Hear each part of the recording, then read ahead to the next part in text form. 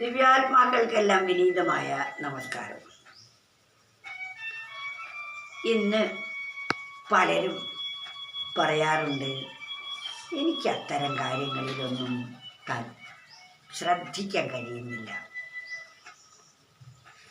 അതായത് ആത്മീയമായ കാര്യങ്ങളിൽ പലർക്കും ശ്രദ്ധിക്കാൻ തോന്നാറില്ല. കാരണം എന്താ? താല്പര്യമില്ല.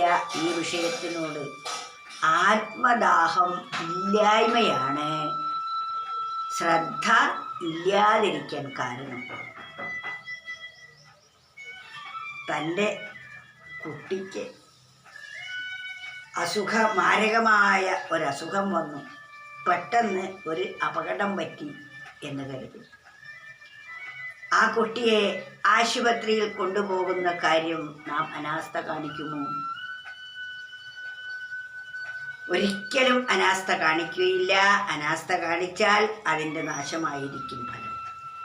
അതുകൊണ്ട് അതിൽ നല്ല ശ്രദ്ധയും താല്പര്യവും നാം കാണിക്കും.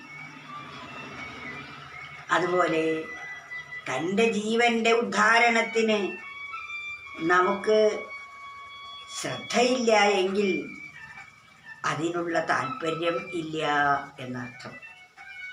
അതിനാൽ ഒരു കവി പറയുന്നു, താല്പര്യമില്ലായ്മ മാത്രമാണ് ഇന്നത്തെ ഏകാഗ്ര ചിന്തയില്ലായ്മയ്ക്കു കാരണം.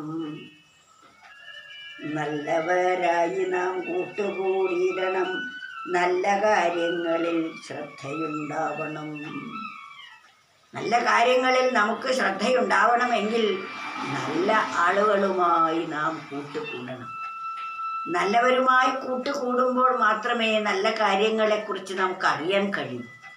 നല്ല കാര്യങ്ങളെക്കുറിച്ച് അറിഞ്ഞ് മനസ്സിലായാൽ മാത്രമേ അതിൽ നമുക്ക് ശ്രദ്ധയുണ്ടാവുകയുള്ളൂ.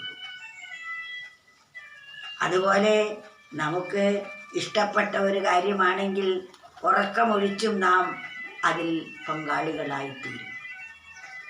ഇഷ്ടപ്പെടാത്തതാണെങ്കിലോ അതിൽ പലതരത്തിലുള്ള കുറ്റങ്ങൾ പറഞ്ഞ് നാം ഒഴിവാക്കും. പലതരത്തിലുള്ള ഒഴിവ് കഴിവുകൾ പറയും.